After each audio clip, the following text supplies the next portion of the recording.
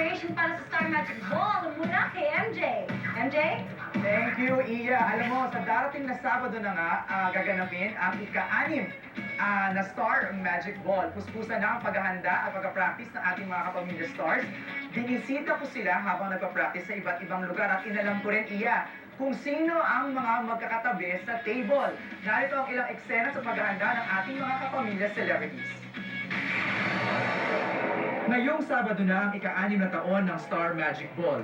Taon-taon inaabangan ng lahat ng isang gabing pagsasama-sama ng mga pinakamalalaking bituin. Napaka-excited po dahil inaabangan po namin tong lahat ng mga artista. Yung Star Magic Ball, yun yung pinaka-prom namin.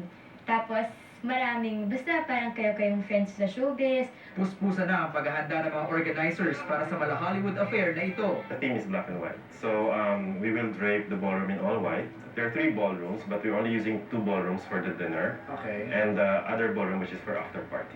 In the dinner, it's a sit-down dinner this year. Dito sa Rizal Ballroom ng Makati, Shangri-La, magtitipon-tipon ng mahigit 500 artista at bisita para sa Star Magic Ball 2012. At gaya ng kinaugalian, kapanapanabik at kaabang-abang ang programa para sa gabing iyon. Hindi mawawala ang cotillion, where we feature our newbies, diba? New faces that we want to highlight. Sila Dominic Roque, Miles Ocampo at Brian Termulo ay ilan lang sa mga participants sa cotillion. Pili lang po yung part ng cotillion. So parang maswerte po kami na part kami nung sayaw na nagagawin para sa Star Magic Ball.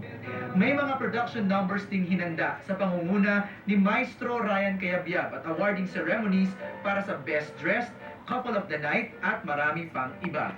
We're interested to know sino-sino magkakatabi, sino-sino magkakasama sa table. Syempre, we gave the artists the freedom to choose who they want to be with during the ball. So, kung sino yung mga magbarkada, magkakaibigan, yun ang magkakasama.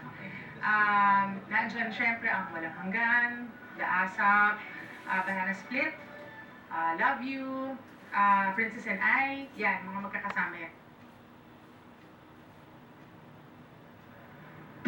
Ayan, alam nyo, sa susunod na araw, ang papakita ko naman sa inyo, exclusive na pinakita sa Umagang Kay Ganda, ang gown na susuotin ni Catherine Bernardo, Julia Montes, Angeline Quinto, at ang suit ni Daniel Padilla. Yan ang ihatid ko sa inyo bukas o kaya sa Friday. Balik sa'yo, Ian.